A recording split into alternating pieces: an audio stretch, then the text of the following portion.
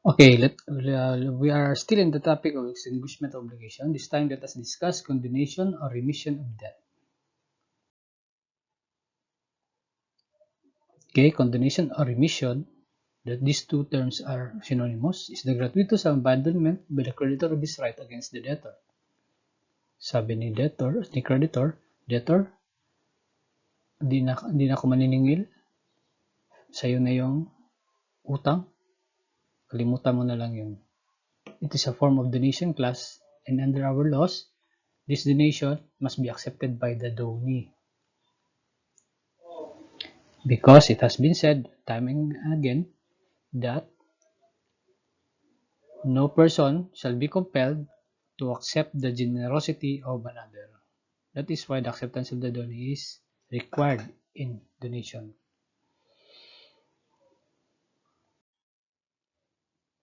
So the requisites for remission or condonation must be gratuitous. Gratuitous class, ibig sabihin walang bayad. Free. It must be accepted by the debtor as the donee. Diba? Required sa donation ang acceptance by the debtor as the donee. The parties must have capacity. Ibig sabihin, the parties must not be minors or insane persons. It must not be inofficious. Ibig sabihin ng inofficious class, sobra. Inofficious meaning, ang utang is 1,000, sabi mo, huwag mo na bayaran yung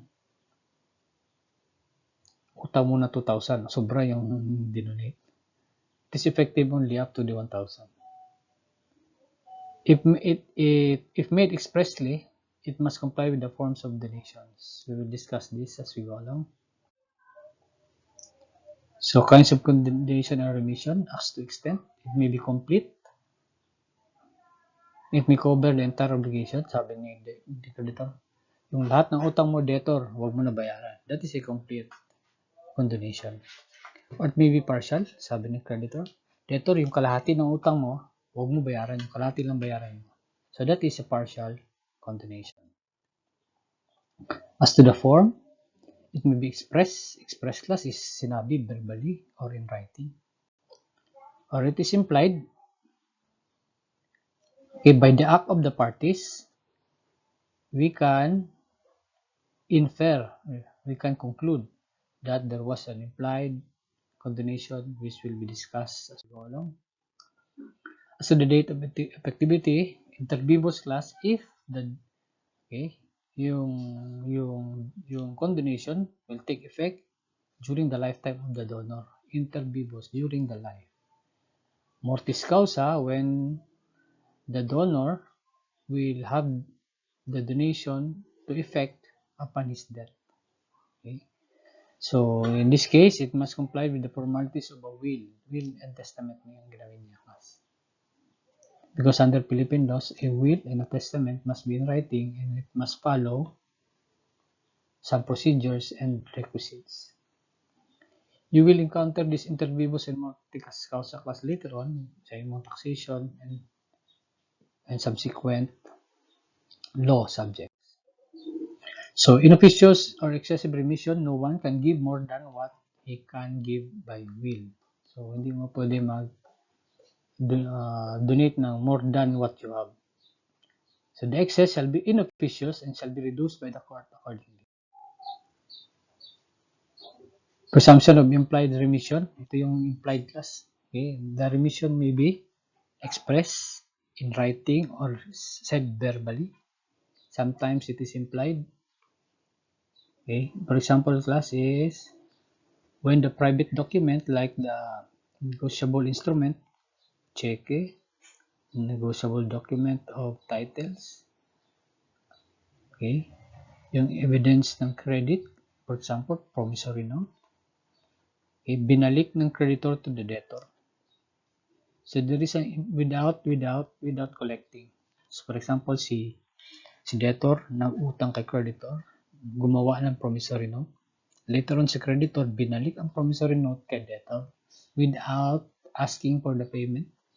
Then there is an implication. It is implied class that the creditor has forgiven the debt.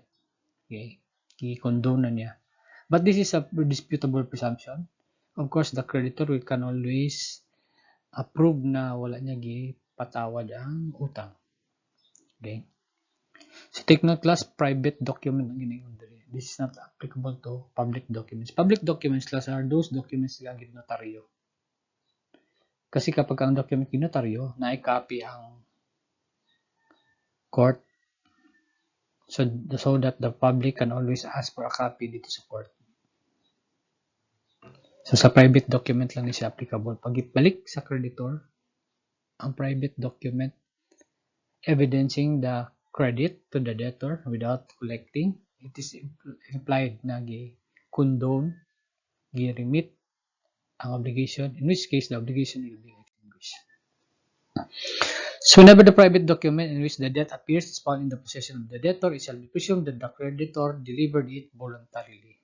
So kapag kayong promissory note, ang cheque, nasa possession na ng debtor, it is presumed that the creditor has delivered it to the debtor voluntarily. Disputable pa rin ito, class. The creditor can always prove na it was not given voluntarily. So the renunciation of the principal debt shall also extinguish the accessory obligations. Okay?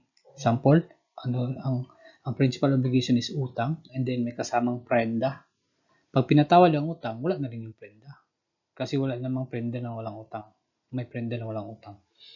Okay? But the renunciation of the prenda, the accessory obligation, does not extinguish the utang, which is the principal obligation.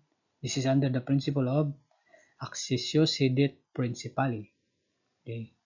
Pag patawad ang accessory, hindi kasali ang principal. But if the principal is condoned, the accessory will also be condoned because accessory follows the principal, but not the principal following the accessory. Yeah, it is presumed that the accessory obligation of pledge class is prenda, has been remitted or condoned, pinatawad, when the thing pledged after its delivery to the creditor is found in the possession of the debtor or of a third person who owns the thing. Here, the pledge may be extinguished, but the principal obligation of loan is not extinguished. Example ng class is utang, may nagiprenda. Pag yung giprenda, binalik sa may-ari. Ibig sabihin, yung prenda pinatawad na, gikondo na. But hindi ibig sabihin, because prenda is an accessory obligation, hindi ibig sabihin na condone na rin yung loan. Okay? This is still under the principle of accessio sedit principali. Okay? If what is condoned is the accessory obligation, it does not mean that the principal obligation is also extinguished.